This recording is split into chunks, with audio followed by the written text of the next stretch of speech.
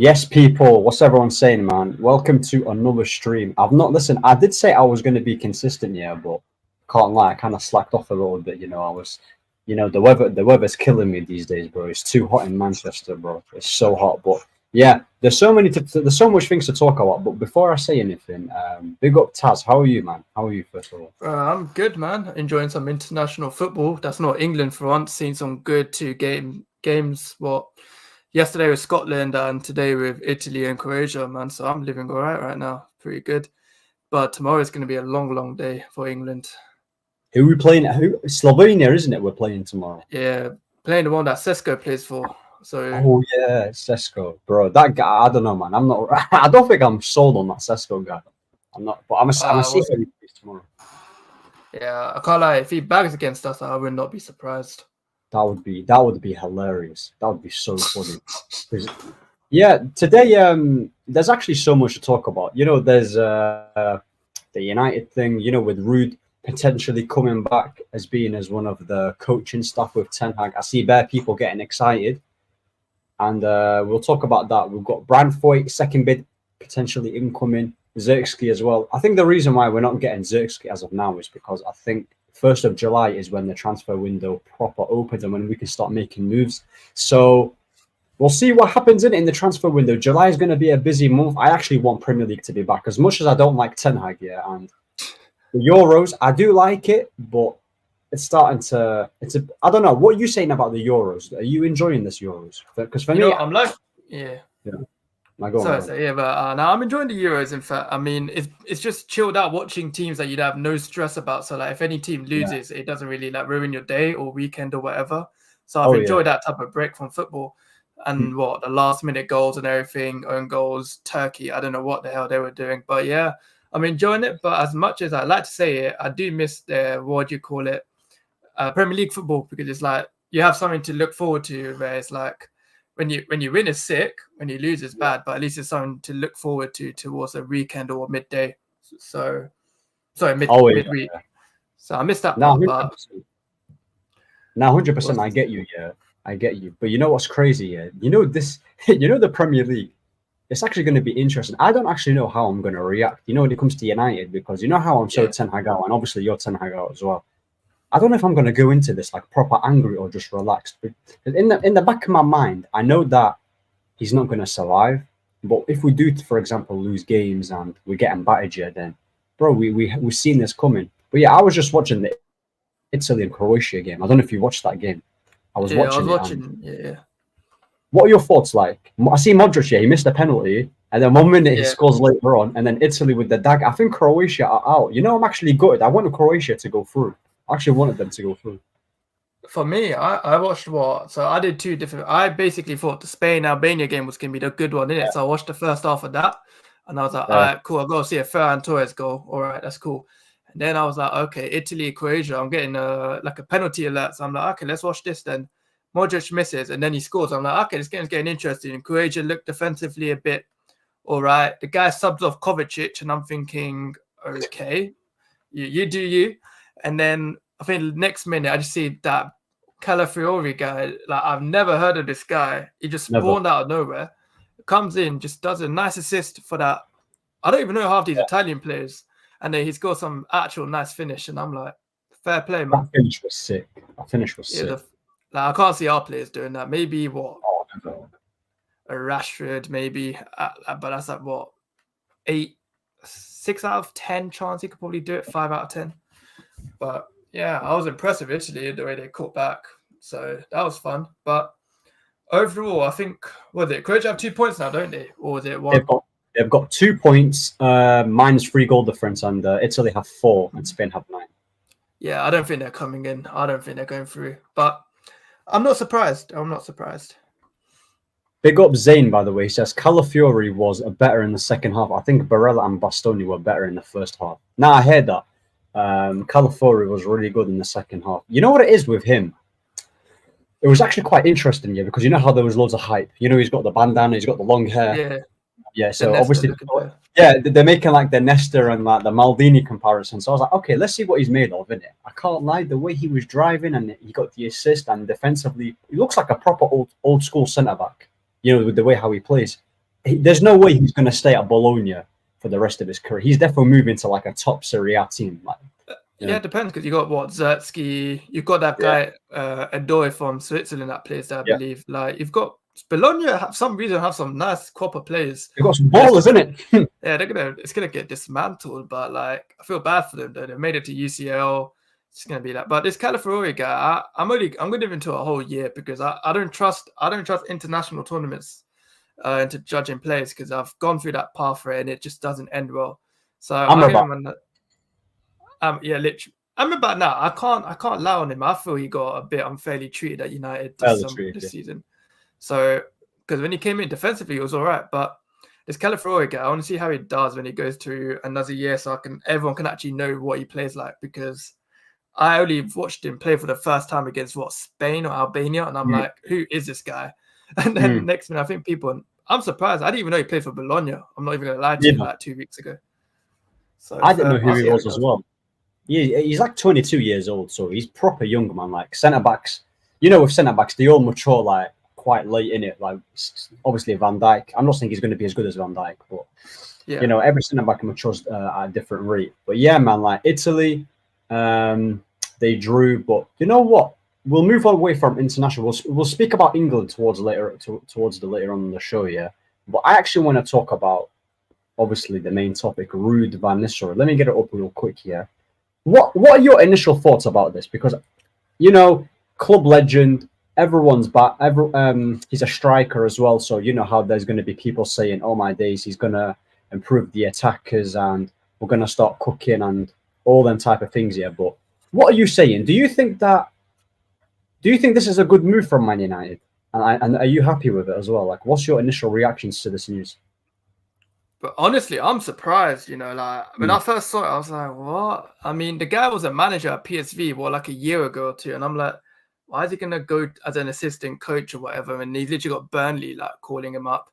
So I was a bit surprised by that. But at the same time, I'm thinking, okay, you can literally help out the attackers in Højlund and all that. And maybe Zirkzee if he comes in. So I'm like, okay, looking like a good thing. I mean, you got people thinking he's going to take over Ten Hag when he gets sacked.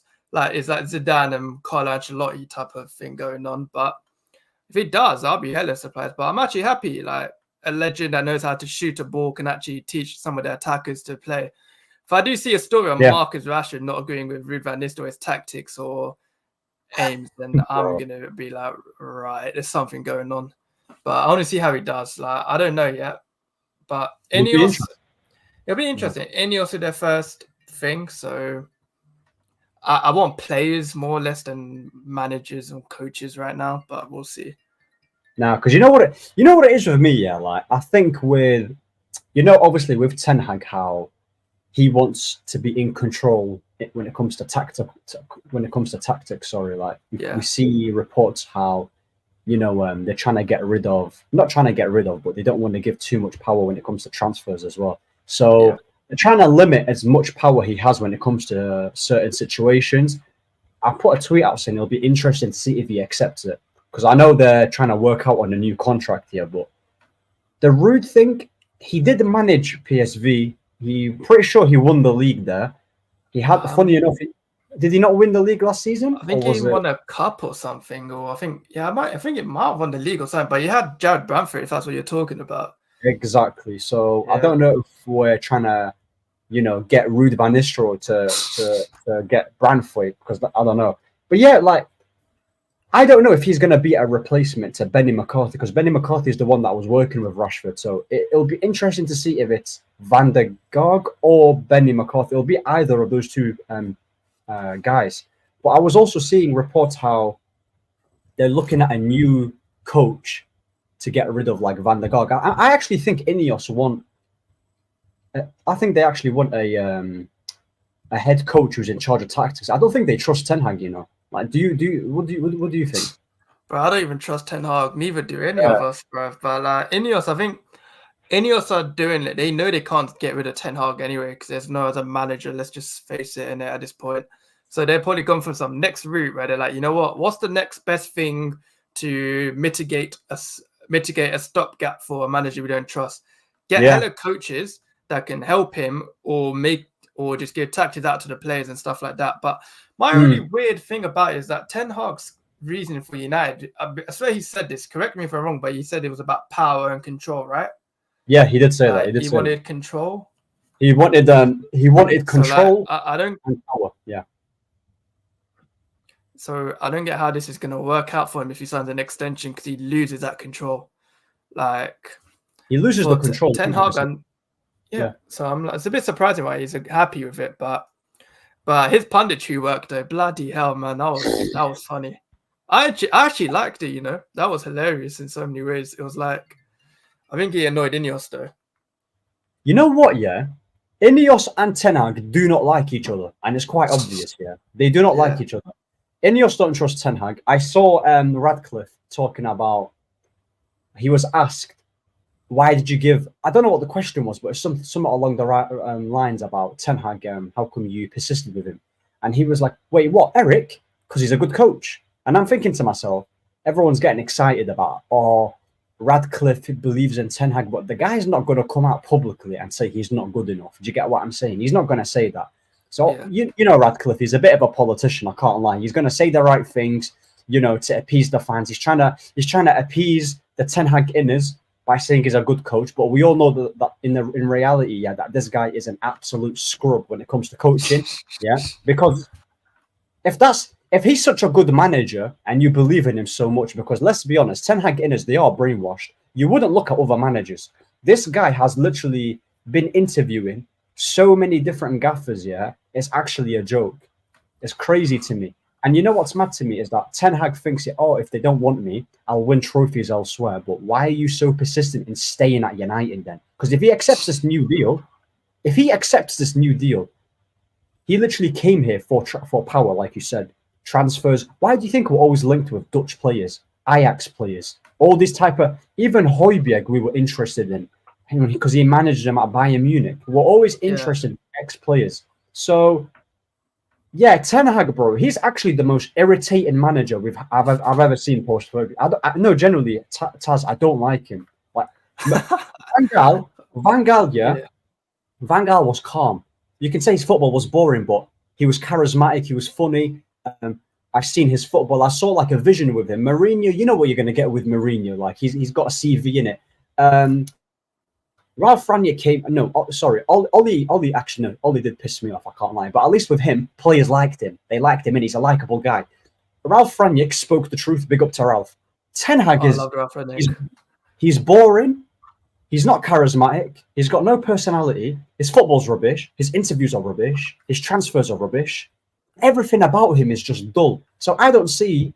I mean, we all know why they back him, because obviously they're just blind. But it's just annoying because this guy, after all of the records you've broken, coming 8th and so on and so forth, you'd think that the standards would still remain. But if anything, it's gone backwards. It's actually gone backwards, and it's really bad.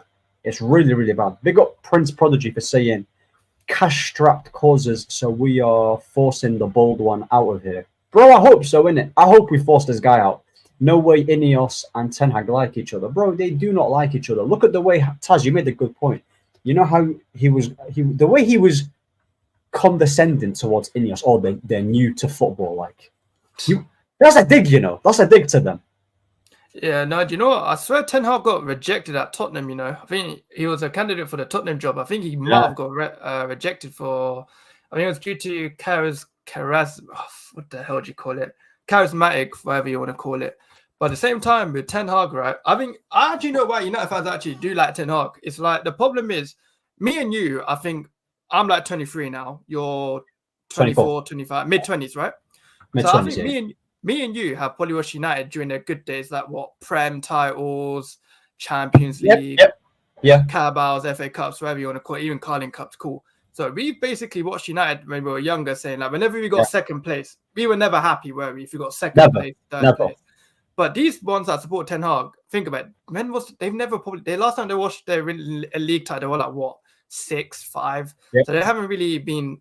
They don't have that United success gene where they're like they want bigger.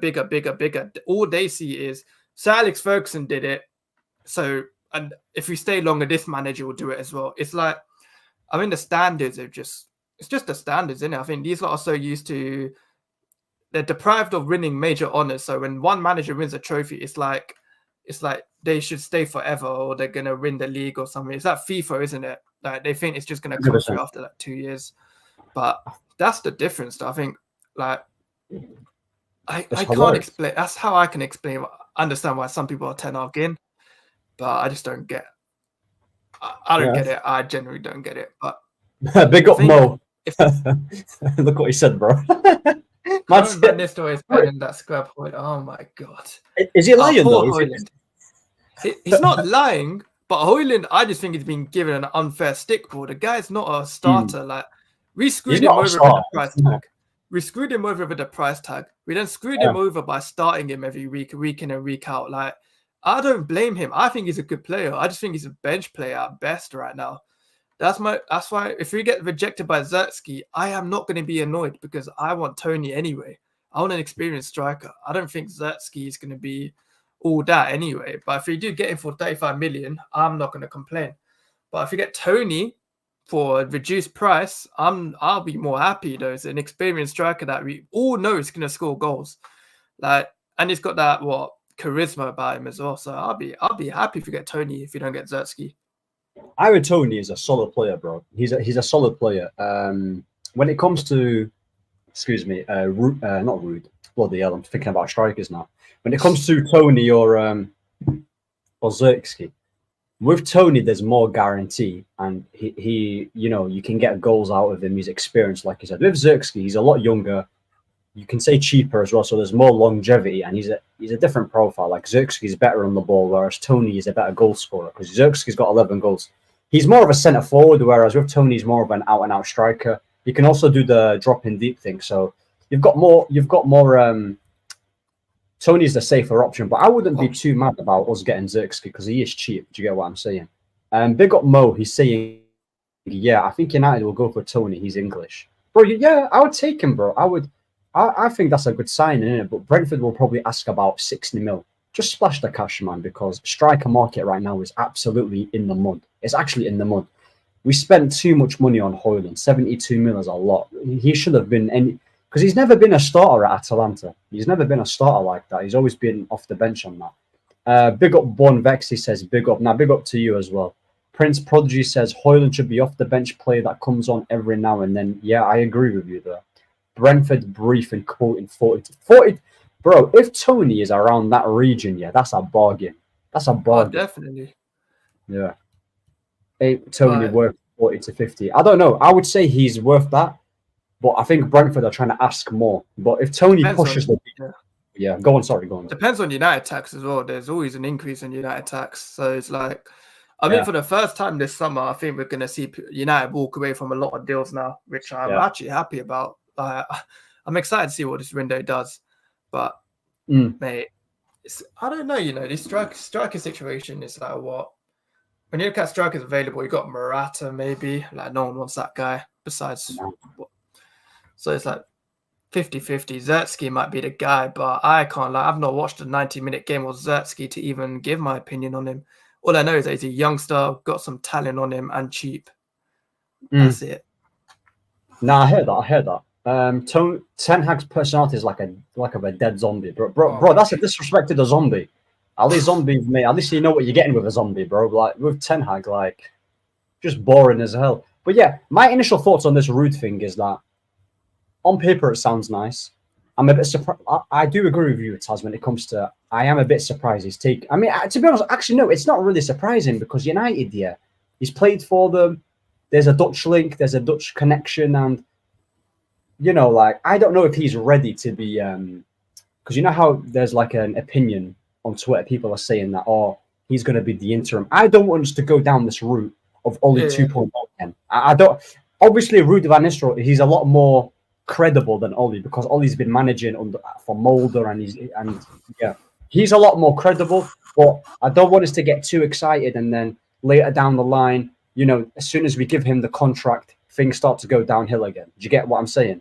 So with Ruud, we'll see if he has a huge input in terms of tactics here, because Ten Hag said, he said this, by the way, he's reluctant what was the tweet? He's reluctant for a head coach to have control of tactics.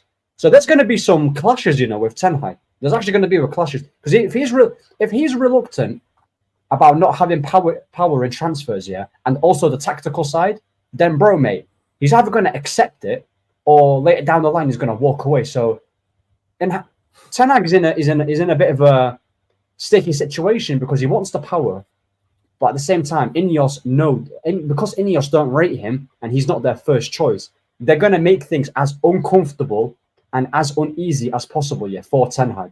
And bro, I actually think Ineos are doing the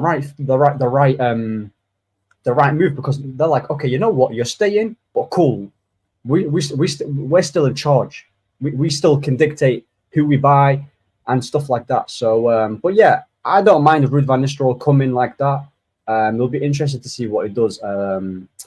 Prince says he's happy that he's coming back. Like I said, if he can improve our attackers when it comes to scoring goals, then that'll be amazing, innit? Because like I said, our attackers are shocking. Like it's mad because there's no one really a guaranteed goal scorer in that team. Anthony's not a goal scorer. Garnacho's not a goal scorer. Højlund, we thought he was gonna. I mean, to be honest, he's meant to be a goal scorer, but I know you can't be relying on him. And you've got Diallo, who's not really a goal scorer like that. So Rashford's really the only one, and even with Rashford, it's hit and miss. It's like a yo-yo. So we need a guaranteed goal scorer who just bags goals, which is why I agree with you in terms of Ivan Toney, because we've seen it with him. We've seen it, like he can help the donkey on the left. My comment section's hilarious, bro. Big up the comments as well. But do you think, Taz, like with Ten Hag, because obviously there's they're talking about the contract situation, do you think he'll accept it? Because apparently it's progressed. They're progressed in talks. Yeah, I think it's getting close. If he accepts, it, I'll be. Do you know what? Low key, I hope it's like what's the word? Compensation fee if you get sacked and stuff like that. You gotta pay certain people.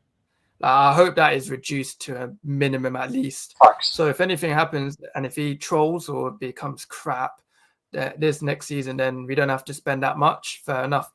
But yeah, if he signs and he loses all that power, I'm actually excited to see what happens because finally I won't have to hear, we signed, we're linked with Edson Alvarez. No, is it called Edson Alvarez? Edson Alvarez, the guy at West Ham, and him. Ajax. He was at Ajax. Yeah, that guy. I was confusing with Julian for a second. Yeah, Edson Alvarez.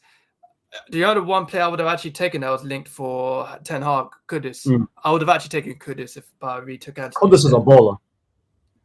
What's it called? I think Prince Prodigy asked me a question real quick. Yeah, go on. This one's for you.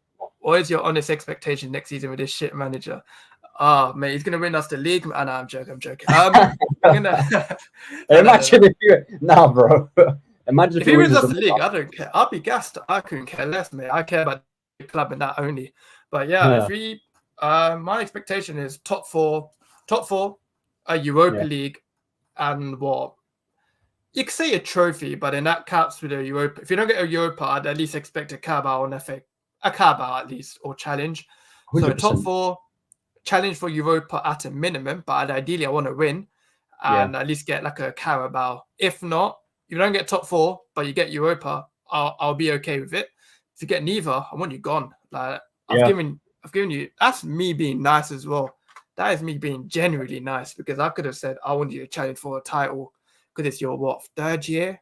Like I've been nice about it, but you are getting your best players back. Your Martinez's, your new signings, your board's backing you apparently. So I'm expecting change, mate. If I don't expect anything, so if I don't see anything new, then I'm sorry, you gotta go. Facts.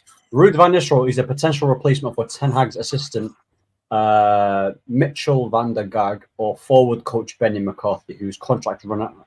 You know what? I think it's probably going to be. I think he'll be a replacement for McCarthy since his contract's running out. Do you get what I'm saying? So he'll probably be the guy that is helping the attackers out. And you know what? I'll give you my expectation. Yeah, go win the league, innit? Go win the league because, bro, since he's talking his big chest, like he said, I've won 2 trophies. Yeah, go win it, innit? We'll see where that arrogance is going to get him. Go win the league. Go get the Europa League as well, and that's it, innit? this is your third season.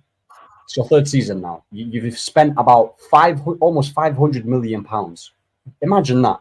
Imagine I'm seeing people in this daft fan base talking about, oh, if he gets top 4, then we should keep him. And I'm thinking to myself, so you're saying he came 3rd in his first year, 8th in his second year, and you're telling me he only needs to get top 4 for you to be satisfied?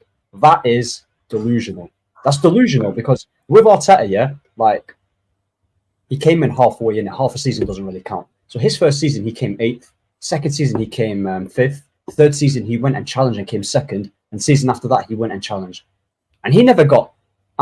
He inherited a worse team than Ten Hag. Let's not forget that Ten Hag he had Ronaldo, he had Sancho, he had Varane, Casemiro, Martial.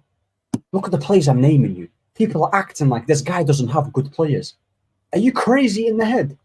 Like, it's mad to me. Martinez will probably be injury prone because he'll be playing consistently at the Copa America. Bro, like I said, I hope he's not injury prone, because obviously he is when it comes to centre backs, yeah. Obviously right now, because Varane's gone, he is our best centre back. But he's not. I don't know, man. His injury concerns do worry me, and I've said it for ages. This whole thing about Todibo, we're not getting in because of like UEFA and whatever. Like, cool, that's fine, but we need about 2 to 3 centre backs at best. Because, bro, we're in Europa League. We're going to be in bare competitions. There's going to be a lot of rotation. We're going to get injuries. I don't know why people have this notion that we're not going to get injuries. We are going to get injuries. So we need to unleash. Bro, I swear to God, if I get injuries, if I hear this injury excuse for another year, like, I'm actually going to get alopecia. I'll actually get alopecia if I hear this injury news again. But nah, man.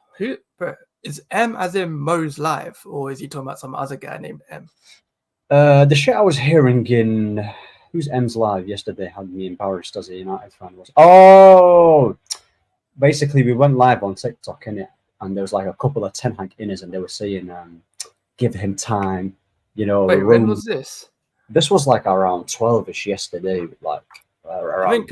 I on your TikTok live the other day, but that was one of the bro. That Yasin, is it Yasin, the Chelsea guy, innit? He is so out. What's the word? What's the word when you just say something out of nowhere, like you don't care what anyone thinks? He's nonchalant, something like that. Like, he just doesn't care, innit? So like he'll say innit. But yeah, that Declan Rice slander sesh was hilarious though. Oh, bro, I'm telling you, yeah.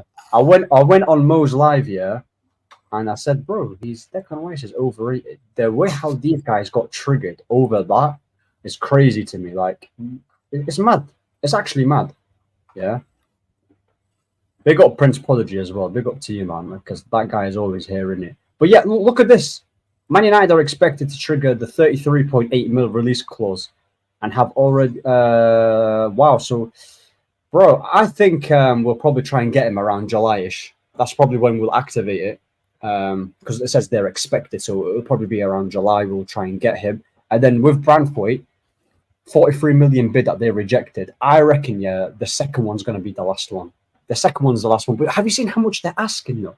I actually seen that.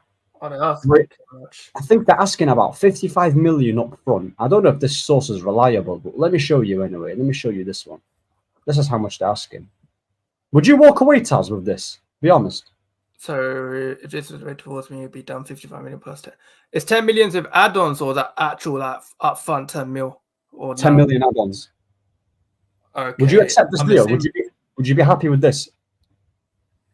60. So it'd be a total 6. It depends on the add-ons. I need to know what the add-ons are, because if it's like normal like achievement add-ons that you can get easily, and none of these like clauses where if you win something you get this a million amount, then no, I won't be happy. If it's like 50 plus 5 million, if it was 55 in total, yeah, I'd be happy. But if it's 55 plus 10 to 65 million, then I'd actually walk away. Yeah, because bro, this guy's not worth more than. I said it, by the way, not more. He's not worth more than 45 or 50, and I'm pushing it with 50. But the guy's not even in the England squad, and he's getting all this like money hype.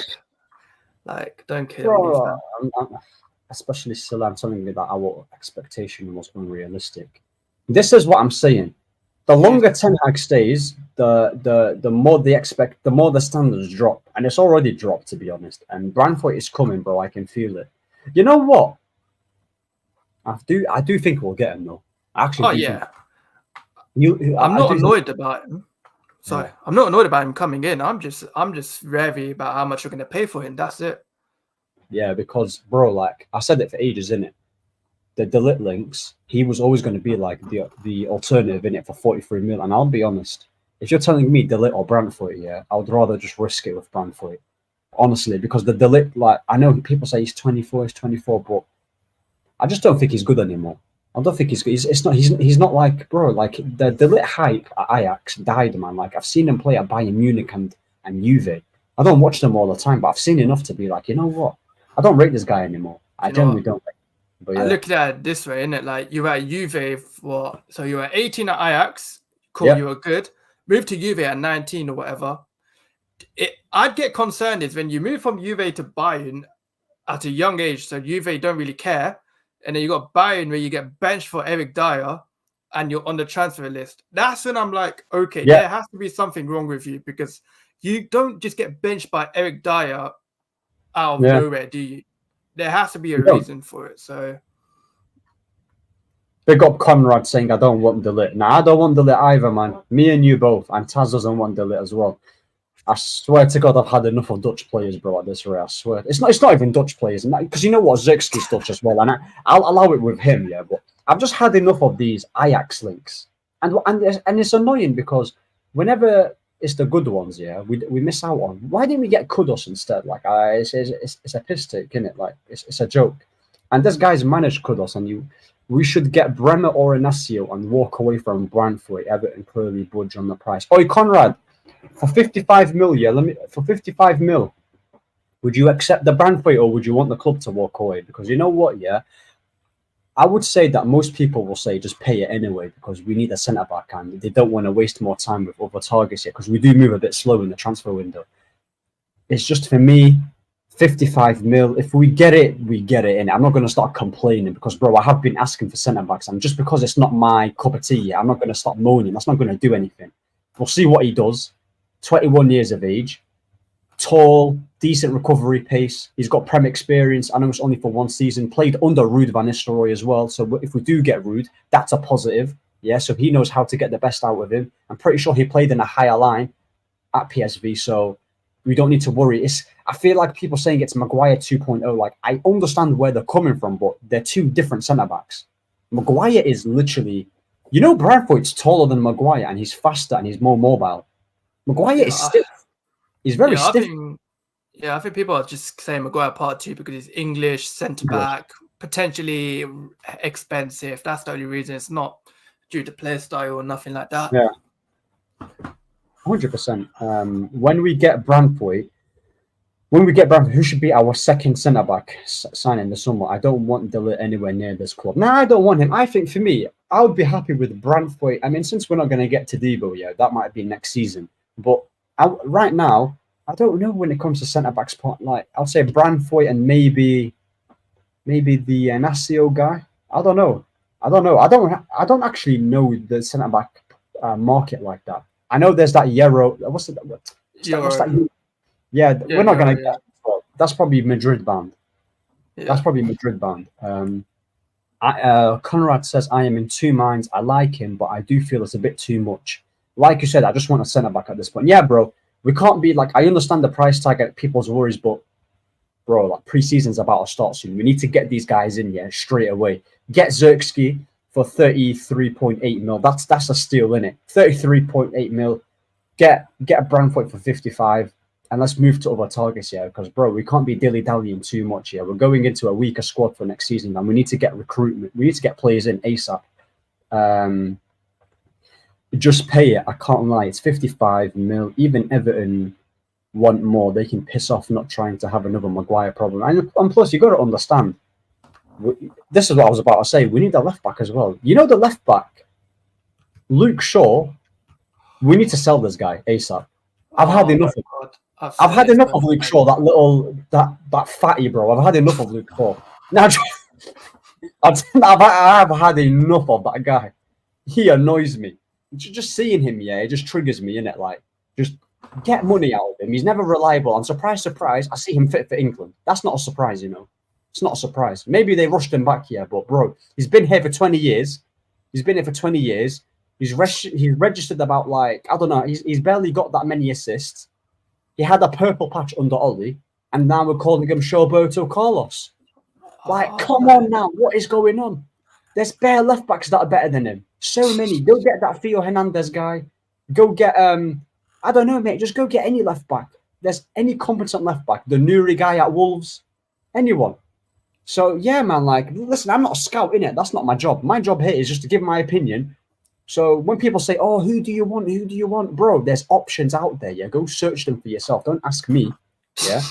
and it's funny, Taz, you know, when you give them an alternative, they'll be like, oh no, but that's not good. I don't like that. Do you get what I'm saying? It's annoying. I get what you mean, bro. We literally got people at United that get paid to literally look for new talent or new players anyway. Like, we ain't getting paid to do that. If we have to tell United guys what players to sign, then they're not doing their job properly, are they? But facts. Listen, I'll be honest here.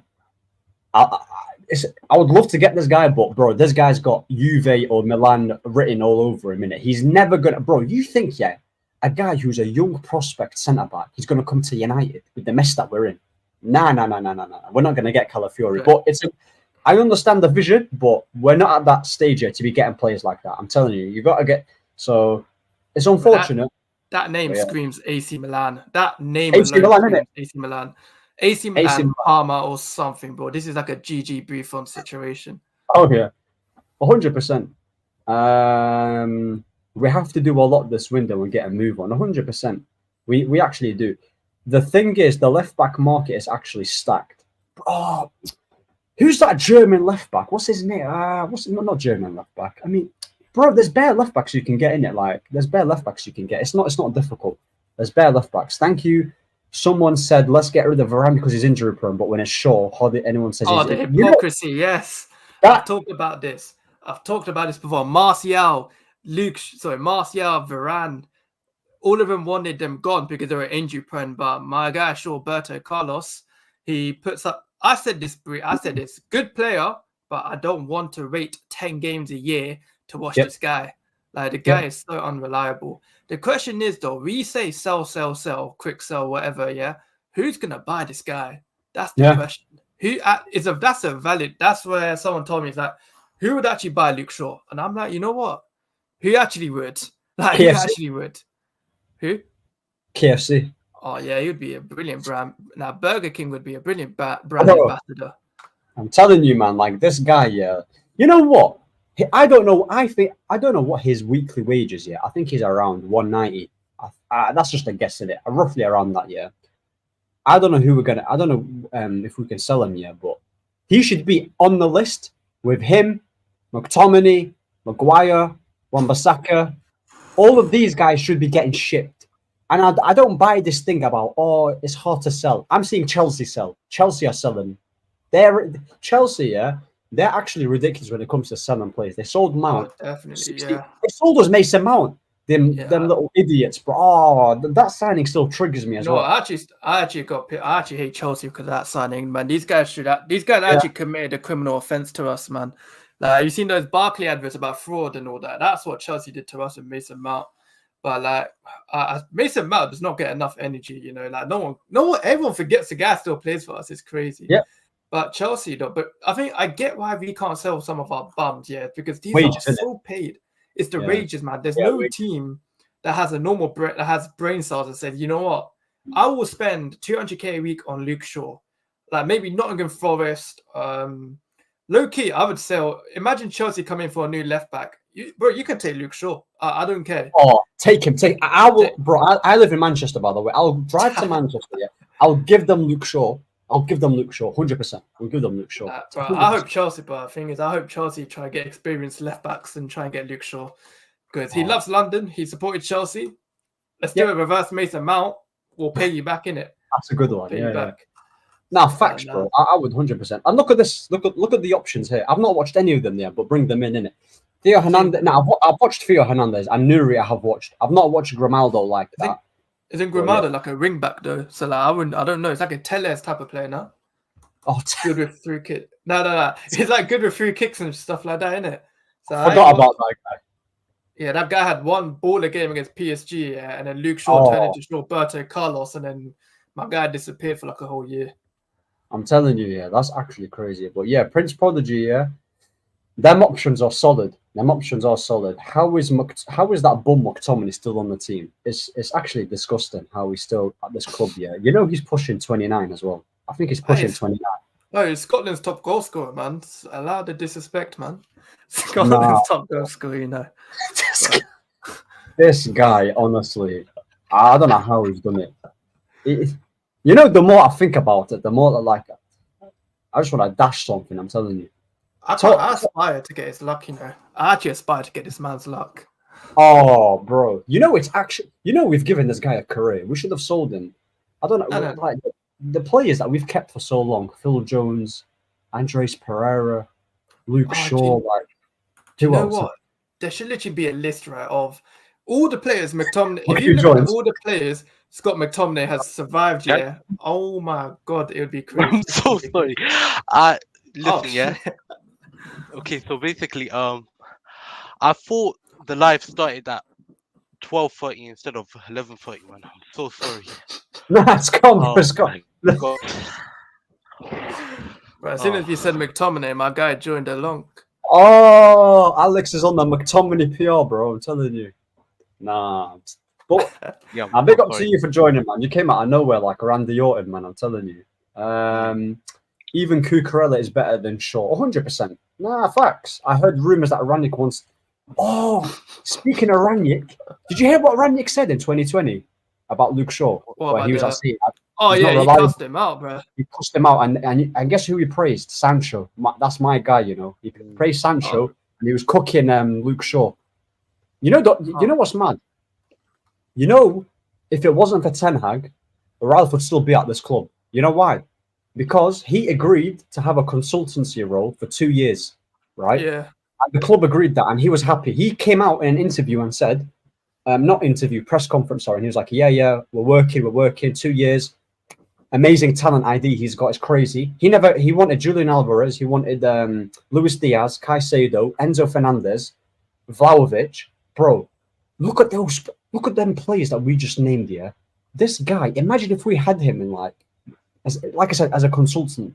And apparently what happened is that Ten Hag didn't want to meet him face to face. So he gave him a phone call instead. And Ten Hag, being a control freak as he is, he didn't want to work with him. Hence why he said, I want all the power in transfers. And then what happened? Ralph left and he went and managed Austria instead. So he's like, you know what? You don't want me to be here. I'm gone. That should have been, you know what? I ignored that red flag at the start. I was like, raw. Because we might have not liked Ralph's management, yeah, but we were, as a fan base, the one thing we did agree on is let him work upstairs. So, like I said, we could have had this guy, but now we're trying to get Ashworth. You know, we're waiting for Ashworth we're willing to wait 9 months for Ashworth, you know. Did you hear that? We're willing to wait 9 months. This guy better become like the savior for Man United, bro. I ain't waiting 9 months for this guy, bro. Thing is, I trust Berardo and Wilcox to carry for the 9 months anyway, so we'll see what happens, man. You don't come from City and become bums in it, so it's like, we'll see what happens there, man. But Ralph Rangnick, man, I actually said this. I wanted Carrick as the interim for the whole year, so Ralph Rangnick could just work upstairs and show the Glazers, look, I can do this, I can do that, before Ten Hag came in and said, I want you gone. But no one actually says it, you know. No one actually talks about Ralph Rangnick anymore. It's crazy. No one. I actually might need to start talking about it. But yeah, Alex, what are your thoughts? You know what? Since you missed like a bit of the show, we were just talking about oh my days, what were we talking about? Yeah, we're talking about Ruud van Nistelrooy, obviously coming, being a part of the coaching setup here, and we were talking about Zirkzee and that. But what are your thoughts on Ruud coming in? Do you think that's a positive? Like, what do you think? For now, like, if he has like the CV to back it up and like the trophies to also back it up, and since he is a club legend, then maybe like it's a good idea, because I don't know what else to say because I'm in a bit of a rush. No worries, man. No worries. Control freak Ten Hag shocked. Yeah. Like I said, talks over a new deal. Ten Hag Ten Hag are centered on a redefined role. This would have, it would have him less influence on recruitment. There you go, guys. It says it right in front of you. So I want to see if he's going to accept it, and if he does, then, bro, it's gonna be mad, bro. It's actually gonna be crazy. I even saw some links about Wan-Bissaka as well that were trying to sell him. I said it, man. Get rid of the sly tackling merchant. I'm telling you, get rid of him. Get rid I of him. feel like we need him for one more year, though. You think we should keep him? Nah, man. I don't know if. Yeah, but the thing is, though, like a lot of our best defenders is like leaving out the door. Like literally, Varane, our only best defender, he's leaving out the door. So like, if we get rid of Wan-Bissaka, who are we gonna bring in? I think you know what it is with Wan-Bissaka, yeah. Like because we're gonna get like a fullback here. That's probably gonna be what's gonna happen because you know how Dalot can play on both sides. So if we do get a left back, you can have Dalot there. I understand that we actually do need cover on the right hand side here, but for me, because we need to sell to buy, I just want us to just sell him in it. And plus, if we keep him for another season, it's not like his value is going to increase all of a sudden. I don't know how old he is. I think he's like 26, 27. No Premier League team really wants him like that. So yeah, Galatasaray trying to get him for 15 mil. No, sorry, we're trying to sell him for 15 mil. But they want to get it for 10. We don't sell really well. And you know what? I'm not trying to like make excuses for Ineos here, because obviously for me, they have to do a lot for me to trust them again, because I don't trust them financially. But you gotta understand that they are inheriting a mess. Do you not agree? They're inheriting a wage structure that's messed up. They're inheriting poor management. They're inheriting the club being in debt. Like the Glazers have damaged this club so much. So as much as we are frustrated as a fan base, we can't expect Ineos to do everything in one window. It takes time, innit? And I know because we're impatient, for me, I'm willing to wait with the right movement. I'm willing to wait with the right movement and the right choices, innit? That's what, because I don't back things blindly. If they do things the right way, then that's fine, innit? That's fine. That's why I want to see what they do in the transfer window. Let me check Theo's release clause. Wait, Theo who? Theo Hernandez? Yeah. Who would you think I've got the name on the back of this shirt, right? You see this season, right? Who do you think I've got on the back of this shirt? What year is that? What year is that? 2020. 2019, 2020. No, you got 20. Pogba, Rashford, Martial, all the players you could get, NHS right? Martial, man. Guess who I actually got on the back of this kit, right? You're gonna call me. This is I don't know really how you lot are gonna feel in it. Greenwood. Oh, you got Wan-Bissaka. I had Wan-Bissaka in it. It was like when he went from Palace in it. I was sick. So I was hyped when he went to Palace. So I was like, sick. I'll get Wan-Bissaka on the back. So it was that Maguire or Pogba in it. And I had a Pogba from the year before. So I was like, done that already. And I thought he was leaving in it. So I was like, there's no point in me getting Paul Pogba again. So I was like, let me just get the newest player in it. And then I was like, oh no. Now that's actually crazy. That was what? Imagine, by the way, that was 4 years ago. Yeah, I know. This is 4 years like ago. A long time, man. Nah, I'm telling you, like it's crazy how time has flown by. By the way, there was a comment that was said to Taz, like, what's your expectation? I just want to get Alex's expectation, and then we can move on to like England and like talk about that for the last bit of the show. Like, what is your? Because obviously you're Ten Hag out. What is your expectation here for Ten Hag? Like, what does he have to do for you to be like, okay, you know what, he's actually done a decent job, or are you like, nah, forget this guy, he needs to do this, or no matter what? Like, what's your expectation for him? Well, a lot actually, because first he needs to get firstly he needs to manage the players properly. Like the players he brought in, I want to see them improve, because the fact that he has spent 400 million on these players and we have fell back downwards to like 8th is unacceptable. So I feel like if he gets the best out of some of the players he's got, then I'll be like, you know what, you're actually trying. Secondly, he needs to challenge for the league, because you don't spend that much and not challenge. It does not make sense. And I think we need to have like a decent run in the Europa League, because there's not really like how do I explain it? Like, there's not really a lot of good teams in the Europa League so far. So, like, those three things: compete for the league. I mean, not win it, but like compete for it. Like, try, Yeah, Yeah. get the best out of the players you got, and try and compete for the Europa League. That's it. If you can't do any of it, then you're out. facts. Hmm. No, I agree with that, bro. Like anything less than that is anything less than that is a disgrace, isn't it? Anything less than that. Thing is, I want to know how people will say that's unrealistic and stuff like that. Like, I get it for me, but mine's just like, bro, I have the lowest expectation for this manager that I think I said at least get top three at best in it, like top three, a Europa and a trophy. But that's me being, because I don't see him challenging for a title. I'm not even gonna lie to you. I'm waiting for the next excuse. Like, I'm literally waiting for these fans to come up with the next excuse saying we need to back him because he's done this, done that. So I'm waiting for that one excuse so I can screenshot it, and then that's my ammunition for the year. But yeah, man, we'll see how Ten Hag does next season. I'm excited in a way. Like it might be a fun year, but yeah, bro, the excuses will be legendary. Anyway, we'll talk about, because I know Taz wants to talk about the England thing. Huh?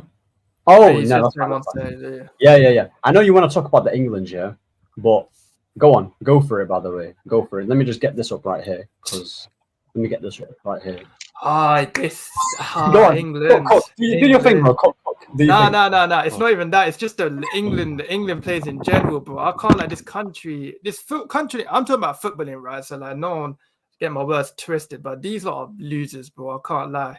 Yeah. So I was reading this comment. Yeah, I get criticism. Like, I get if you feel like you don't like criticism, yeah, but you don't go up and start moaning and saying like, I don't want to be criticized there and there. What's more funny about the quote is that, what's it called? Oh, where's that other? It's like, what's it called? We haven't won anything as a nation. This is coming from the guy that's won literally nothing in his career. Yeah. And then I had someone in my comments saying, "What? But he's won individual top goal scoring award." I'm like, bro, that doesn't count, man. If individual trophies mattered, yeah, no one would be cussing out Steven Gerrard for not winning the Premier League. Like, how does that work out? But yeah, man, I saw Harry Kane just talking about no one should be criticizing England, and then Declan Rice did it as well. It's like, let's be positive and all that. I'm like, fam, how can I be positive if I'm watching England play Harambe for 90 minutes, literally? I'm sitting on my sofa yet, and I'm falling asleep during the 90th minute against Denmark when we're supposed to get a winner. How am I falling asleep to that? Like, we have the biggest loser mentality in players, man. I won't even lie. We talk big for a team, yeah, for a nation, right? But we haven't won anything in the 60s. Like, I haven't seen England win a trophy. My parents haven't seen England win a trophy. I think my granddad has, and that's it. Like, we are literally Tottenham Hotspur of international football. I hate to say it, because, oh my God, how do we have so much chest? How do we have so much chest for a nation that just can't, what's it called? What's the word? Like, actually, like, bring it to the main stage. But I'm saying it here. Southgate's time at England has been one of the most overrated times as an England manager ever. I don't care if you got me to a semi-final. I don't care if you got me to a final. Look, I'll show you. There's a current theme in this Southgate role, right? 1-0 leading in Croatia. What happens? Bottle it. 2018, cool. 2020 or 2021 Euros, 1-0 up against Italy. What happens? Bottle it. And then World Cup against France. I think we went 1-0 down, but we went 1-1, bottled it. Then we had this Euros, 1-0 against Denmark. What happens? Bottle it. Bro, Denmark played us off the pot. So, bro, you let a guy called Eriksen, a guy that probably has, a pacemaker, cook, world-class Jude Bellingham, Mr. Declan Rice, 100 million Declan Rice, and who is the other guy? Trent Alexander-Arnold, generational passer of all time. Like, you can't make that guy was awful. You know what it is, yeah? Declan Rice is a bum, innit? He's a bum. That's what he is. I don't care what Liverpool fans say, man. He's just a bro. Listen, let me just be straightforward, yeah, and cut the bull crap here. Like, Trent's not a midfielder. He's never going to be a midfielder. Liverpool fans, shut your mouth in it and stop trying to push this narrative that he's a midfielder. They're trying to compare him to Steven Gerrard. Declan Rice, you're overrated. You're not that good. You're a steady Eddie player. You can't play as the number 6. He was awful, by the way, against Denmark. Shocking. He was shocking. And you know who gets this? You know, he doesn't get a single stick. He's protected by the English media, the English fans, and especially the mighty Arsenal fans as well. Yeah, they will always make excuses for these little scrubs. They'll always do it. Because you know what? Had this been Kobe Mino, who played in that midfield, you just mentioned it. You see Jude Bellingham stinking it out. He's meant to be this generational player when he's no better than Jacob Ramsey at Villa. And then can I just say, and what's his name? Declan Rice as well. They're meant to be experienced. No, Declan Rice is supposed to be the most experienced guy. Where was he? He was literally nowhere to be seen. Nowhere. He got dominated by Højbjerg. Højbjerg, by the way. Now, Højbjerg for Tottenham. He absolutely bossed that midfield. I said it. Declan Rice. He's not better than Granit Xhaka. You know that. He's not better than Granit Xhaka. I don't think he's better than Xhaka. I'm being serious. Like Xhaka, yeah, I see this guy cooking for his country. I see him cooking for Leverkusen. I see him cook even his last season at Arsenal. Declan Rice is just like, he's just a bog standard midfielder. Like when I watch him play, people say, "Oh, but Ahmed, he intercepts really well. He carries the ball really well." Bro, that's literally half of the Premier League midfielders that do that. You can literally find any Premier League midfielder who's calm defensively who will do the same job as Declan Rice. There's literally nothing special about him. He's stiff. He's not great on the ball. He never passes it forward. He passes it sideways. He's a spicy Jordan Henderson. That's all I see with him. Just a spicy Jordan Henderson. And that just needs to stop getting the gas. I see the Irish guy as well. Big up to the Irish guy. I don't know what his name is. He said, these English fans, they wax lyrical about Declan Rice. He's not Tony Cruz. He's not Rodri. He's not any of these players. It's actually true. And people can say, "Oh, Ahmed, you have a Rice agenda." You know, there's a video of me talking about Rice at West Ham when they was making the comparison with Casemiro. It's actually a joke. It's a joke. They compared him to Rodri, you know. The damn cheek to compare Rice with Rodri, and then they have the cheek to say that Kobe Mino is overrated. Yes, this country. And you see Harry Kane as well. Harry Kane's back in Southgate. Of course, a loser's going to back another loser. Do you get what I'm saying? And it's such a shame. I like Harry Kane. I think he's a quality player. He's quality, but he don't have this. He don't have that. But what are you saying, Alex? Do you think I'm being harsh? No, the thing is, the thing that like really annoys me the most is that it's not even the fact that the players are like bad as they are. Like it's the fact that the media are always like sucking them off, like saying, "Oh, Jude Bellingham is like this world-class player." Like, did you see that clip on where he was kicking, like passing the ball somewhere else, and then where he slaps the ball? Yeah, they were glazing him and stuff like that, and then they come out and say that like there's more to come out from these players. Like there's not more. Either you're ready or you're not. That's it.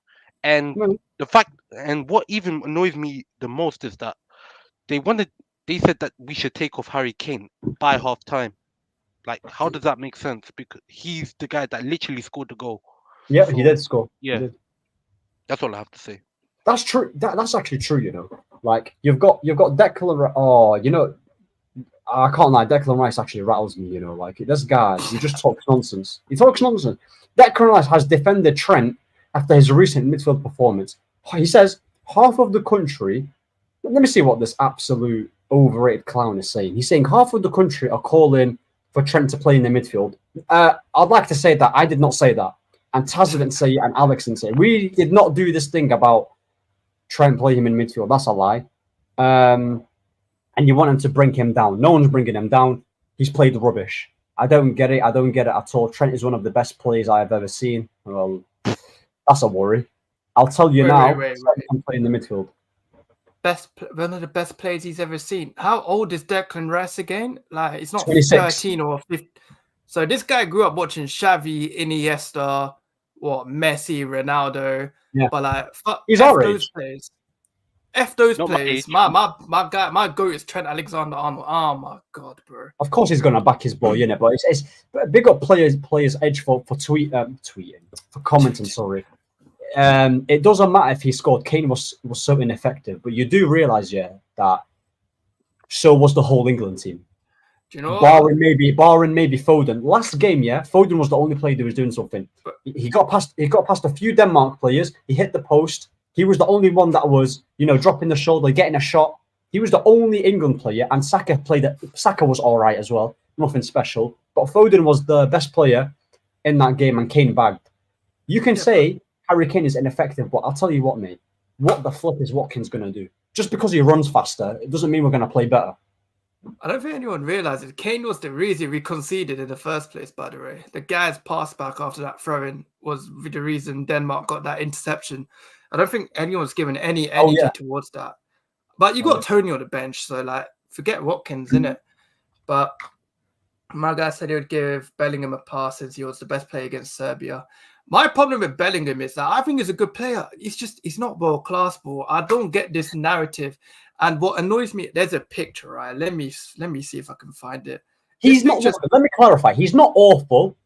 So when I say he's no better, he's just all right. He's just an all right player in it. Like he's not. He's not this outstanding midfielder. But go on, Taz, go on. But apparently it's disrespectful calling a player not world class. Yeah, I don't get these fans. But there's just this picture I want to show you. Look, like the disrespect towards Iniesta, to do pictures like that, right? To see shit like this, isn't it? That is disrespectful, bro. Literally. Iniesta's what in that picture, Marquisio, Bonucci, Chiellini, Motta. Bro, Bellingham's literally got what? Ericsson and Højlund, bro. Like, just don't disrespect midfielders, man. Spot on, by the way, by Player's Edge. You're spot on with this. Kane just needs to be surrounded by more pace. Can't have Foden on the left and put Gordon there. You know what it is? If you have people making runs, you know when Kane drops in deep and then you've got wingers like making runs behind. He has the ability to pick out the pass spot, bro. You've got Foden on the left when he's not really a winger. He likes to come in the number 10 position, and then you've got Bellingham who's just in the way in that number 10 position. What needs to happen is that we need to play Gordon on the left, Foden in the 10, play Bellingham deeper with Rice, and then just play Palmer or Saka on the right, innit? That's how I see it. But you see, Gallagher might be starting tomorrow, actually. I forgot to talk about that. Man, like Conor Bulldog Gallagher. Like, honestly, bro, I can't be asked for. What is Maino supposed to do? You know what? No. I'm happy Maino's not playing. Yeah, same. I'm happy. You're going to get cooked in the looking at it, yeah? As much as it annoys me that he's not getting recognition or anything, I'm happy he's staying out of the limelight. If England F up, it's not on him. But knowing Southgate, if it's penalty shootouts, this guy's going to call up Maino and say, here, take the last penalty or whatever. So if he does that, I'm going to be fuming. Do not let Maino suffer in that absolute diabolical team, by the way. Do not let him suffer. No chance. I do not want to see him there. By the way, there's 6 people here. Make sure you like and subscribe in it. Come on. Just like the video because it helps. Man United, Real Madrid Gaming Glory says Bellingham is McTominay 2.0. Fans try to say Bellingham is Zidane. Fans, I hate the English is deluded sheeps. Bro, it's true, man. When they try to compare him to Zidane, that's what triggered. Big up Christopher as well. If it weren't for JP, Pickford and Guehi, wallahi, England would be bottom of the group. Bro, Guehi is a solid centre back. I can't lie. He's actually solid. He's literally been England's best player so far, I would say. Most consistent player as well. Yeah, I've been impressed. Great. Hasn't put a foot wrong. You know what? Go get him. Get him at United. I'd take him at United, 100%. What makes me so angry is that players who are clutch like Palmer and Kobe are busy sitting on the bench by that clown Southgate. But don't worry though, Prince. Apparently, we need a Calvin Phillips replacement. That's what he said. When he said that, by the way, that is the sheer audacity to be saying that. It's crazy. Trent hasn't been good in the midfield, but we have no runners bar Saka, so you're limiting his skills. I think with Trent, yeah, if you play him on the right, I don't like Kyle. I know Walker did well, but just get rid of Kyle Walker, man. He's not good on the ball, and he's not got a good cross on him. So you might as well just put Trent on the right and play. I don't know, man. He's gonna play Gallagher, I'm assuming. Just put Trent as a right back. I know we can't defend here, but you might as well just experiment. Fuck it, innit? Like it's not like we've got better options. I don't think the way he complements Martinez though. Needs someone a bit more physical. Yeah, but that's why players edge we're looking that. That's why earlier on the show we were talking about Brandfoy, and we might as well just pay the 55 because he'll probably complement Martinez because he's both footed, he's physical, he's got decent recovery pace on him. So that's what I'm saying. But I do think I do think Guehi can complement him because Varane had a very good partnership. Like Guehi is strong, he's good on the ball, he's got good pace. I wouldn't mind him, man. I wouldn't mind him. But yeah, as for England, mate, I'm gonna be so intrigued to see how we play tomorrow. Because we're probably gonna Guehi is physical. Yeah, he is physical. He is physical, 100%. And what? How old is he as well? He's a young centre back. Yeah, he's a youngster. I think he came from Chelsea to Palace, so he's got experience. He was at Chelsea's academy is mad. Oh yeah, trust, bro. Literally, that's hella. Like Cobham don't mess about when it comes to making players. No, unfortunately, we got the shit ones at Chelsea that came from Chelsea. But yeah, but now we got Mason Mount. Oh my goodness, man! Whoa! Arsenal fans compared Sergio Busquets, bro. What? Oh, they're comparing Rice to Busquets. My days, bro. Didn't you have arguments with Arsenal fans about Declan Rice on? I was arguing with Arsenal fans saying that Rice is overrated. He's not as good as you're making it out to be. They got their feelings hurt, but I don't know. They don't like the truth. They don't like the truth. Wait, what the hell is that? Can you hear me? Yeah, I can hear you. I thought it was me, but yeah. No, there was a mad noise. There was a mad noise coming through. I don't know if it was. There's a mad noise coming through. But yeah, your mic is unmuted. My mic. Yeah, that's what it says on my thing. Nah, I don't think my mic is muted. Okay. No, I don't think it's muted. Not Varane level. Need that dominant box defender. Now, 100%, like in the box, like Guehi would do a job in it. He's right. I'm pretty sure he's right-footed as well, so he will complement us. I do think he will complement Lissandro. But do I see us getting him? I don't think so. Because I saw Palace asking for like 65 mil in it. So I don't think we'll get him. I think Palace have got a good project going on, so I think he's going to stay another year. Honestly, I've never been that impressed with Palace. Really, so I said, yeah, Palace. Literally, I want to see how Palace do. Like, there's a few Palace fans I know around my area. They're pretty excited to see what happens from there. Oh yeah, did you man see about the Elise thing? Huh? Oh, Elise, man. The Elise thing, it sounds. Oh my days. I'm happy he's going Bayern Munich. I'm happy he's going Bayern. No Chelsea. If we can't have him, no English club can have him. I couldn't care less. I'm good. He can go play with Harry Kane and potentially lose out on another trophy or whatever, innit? But nah. What was it? I think Company will do them good, man. Yeah. I think he's going to do well there, bro. He's got Musiala. He's got Harry Kane. Solid, bro. I see them linked with Ronaldo. Potentially get Xavi Simons as well. Xavi Simons, baller. Bro. You know what's mad, yeah?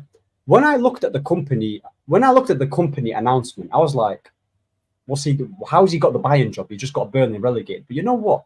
If they got Elise on the right, because Gnabry's injury prone, and Sané, ever since Sané got that ACL injury at City, he's never been the same. He's hit and miss. He's inconsistent. So you got Musiala, arguably the best 10 in the world. You've got Elise, proper right winger. You got Harry Kane, best striker. On the left, if you said Xavi Simons, okay, they can get him. You know who else? I'm pretty sure they're linked with Bernardo Silva as well for 50 mil.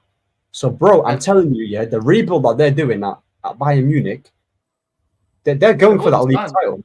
They've already signed players, but do you know what? You actually brought me to a point. Every single day, I actually realized Musiala must be waking up thinking, oh my God, I am the luckiest man for not picking England, because if I did, Brad, do you know what, Loki? I think Musiala's PR would be amazing though if he played for England. Yeah. Like everyone would say, F Jude, it's all about Musiala FC for me. Because, bro, Musiala is a baller though. Like, he is better than Jude Bellingham. I don't care. Clear. I think he's better. It's clear. 100%. Musiala's way better than Bellingham. It's not even close. I've seen people saying Bellingham's going to get benched by Goulet in like 2 years, or Bellingham's going to get out of Madrid. Like, I don't actually see Bellingham. They're going to tell him to Liverpool soon, man. Trust me. You think so? Yeah, I think so. because of the Trent thing. The Trent thing. Trent's trying to like to come to thingy. Yeah. Yeah, because Mbappe is coming in, and Ada Gula will develop soon. Like, who's going to be scoring all the goals? Because it's not going to be Jude, or who's going to be assisting, because it might not be him, because he's not really a playmaker like that. So I feel like in a few years' time, he might end up at Liverpool, because maybe like Liverpool wanted him or something. So yeah. Yeah. Are you thinking Jude Bellingham's going to be on forward watch after Goulet and all that develop? Oh my god! The scenes of Jude. It's going to be mad, isn't it? The Player's Edge says, I don't see Elise working with Kane. Someone rapid would have worked. Yeah, but Elise's got a good pace, though. Like, he's not rapid, but he's quick. You know, you've got players who are quick, yeah, but they're not quick with the ball. Elise is quick with the ball. He dribbles really well. He gets past his players. I think Elise will work perfectly fine with Harry Kane. I think they'll complement each other. Because at least he can create goals, you know, he can get him behind as well. So yeah, I disagree with you, by the way. I think Elise is a perfect signing for Bayern Munich. Musiala is elite, 100%. He's elite. But the problem with Musiala, he lacks in one thing. You know what he lacks in? PR. That's the only thing he lacks. Mbappe will be the star man. Vinny being second. And Guller is developing, and Rodrigo and Endrick are there. Oh yeah, I forgot about Endrick as well. Yeah. Bro, is he even that? Like, is he even that good? He's alright. Is he good? Yeah. I don't think he's alright, but I think he's a good player. Like technically on the ball. Yeah. But like the PR, I don't like it too much, man. If he proves to me that he's actually the player he is, then yeah, I'll say like the PR's deserved. 100%. You know what's crazy to me? You know what's crazy? Like, I think next season, this is what I'm going to do. I'm not just going to focus on United. I will still watch United here, but I'm going to be watching Bayern Munich, see how they play. I'm going to watch Juve. I want to watch Madrid, because obviously you got Mbappe there and Vini. Barcelona, I want to keep an eye on Barca with Hansi Flick. I want to keep an eye on Zirkzee. Oh, I was about to. You know what? Yeah, he's just signed a. Is he firmed? It's confirmed, bro. Let me show you. How long? I didn't even realize it was confirmed, but I thought it was just a here we go thing going on. Oh, Marseille actually might have cook, you know. Bro, I need them to cook just for the bands. Oh, yeah. So happened. The Zirkzee, here we go. Agreement signed. 3-year deal. The Zirkzee ready to start with Marseille. Brighton will receive around 6 mil compensation. Man. Oh, 6 mil. Oh man. Yeah. You couldn't even pay 6 mil for him. I don't even think he wanted us. I'm not gonna lie to you. I think it's not the fact that he wanted us. I think maybe like it's the fact that Ineos don't want to give the manager, the coach, that much control, and I think he's the type of guy to like want control over like the signings. So yeah, that's why. What you think? The Zirkzee rejected us because he wanted more control and transfers on that? Yes, something like that. Not like how Ten Hag wanted it, but like more involving in the transfer. Yeah, I get what you mean. To be honest, that is that's actually an interesting possibility. Because you know what, yeah, like because when I was reading the Athletic, yeah, like it did say that De Zerbi and Tuchel, yeah, both were in advanced stages financially. So clearly there was something up with the finance, yeah, that De Zerbi was like, nah, I don't like this, because you know what, him rejecting us, it looks bad on us, but with De Zerbi, it shows like with him that he's not a yes man. Do you not think? Yeah, I don't think he's a yes man. I think he's like, you know what, I'm gonna do my own thing. Yeah. He believes in his ability to coach, and people look down on Marseille. Like Marseille are massive. Bro, Marseille, they're the only team in the Liga to like win the Champions League. So what are you talking about? Like Marseille ain't a scrubby team like that. Like I don't understand. Yeah, they actually have history. But it's a team that's won more UCLs than Arsenal. Like let's just not be around the place, innit? Like people think AC Milan act like AC Milan small, Inter Milan small, and that these teams have pedigree and history compared to a lot of the bums these guys in the Premier League support. Man, honestly, it's crazy. Yeah, Musiala. Imagine having a 10 that can carry the ball. Amazing. Meanwhile, stuck with a guy who plays like a hot potato. Oh, bro, this Bruno guy, yeah. Bruno had a good game on against Turkey, man. Did He kept on giving Nah, the I'm ball taking away, the man. piss. What you on about? Boy, he kept on giving the ball away too much. Oh, you know what? Yeah, bro, I'm telling you, yeah. Once I get a Robbie, yeah, this, guys, I don't think you lot are. I know who you're talking about. Yeah. Once we get like, I'm trying to like sort a schedule, yeah. But I'm telling you, yeah, like he's gonna rattle me, like in this stream, like with his takes, because he's proper Ten Hag in, and he believes in Bruno and stuff like that. But yeah, player's edge. Wait, who are you going to bring in again? And there's a guy called Robbie in it, like Robbie Singh. He was someone who I used to do YouTube videos with back in the day. Oh, okay. And he's a proper like he's the complete opposite of us, just complete opposite of the spectrum. So it'll be interesting to do like a show like that. I like that. Wait, I they like come in people that have or different no? opinions as well. Anyway, sick. But that's why. But it's so hard to bring people who are Ten Hag in. To get what I'm saying, because I'm trying to like none of them are thinking. Marseille are a massive club here in France. I live in Paris. If you ask an average French citizen, they will tell you that Marseille is the biggest club in the country. Well, there you go, innit? Well, listen, Prince, you live in France, by the way. Go scout us some players then, if that's the case. Yeah, what I'm saying. I think But yeah, man. 100%. But yeah, man, that's it for the show. Yeah. Shout out to Alex. Shout out to Taz. I've put their links in the description. I fully enjoyed the show. Big up to you. Big up the Sorry, I comments. came late. Nah, no, listen, Alex, bro. I'm gonna be going live more often, so we'll be in dialogue in terms of like talking and that. So no worries about it. It's completely understandable. Big up to Prince Prodigy, Players Edge, all the people in the comment section, and we'll see you soon, man. We'll see you soon. Make sure. Oh yeah, lastly, like and subscribe, and Ten Hag out, innit? Yeah. Biff.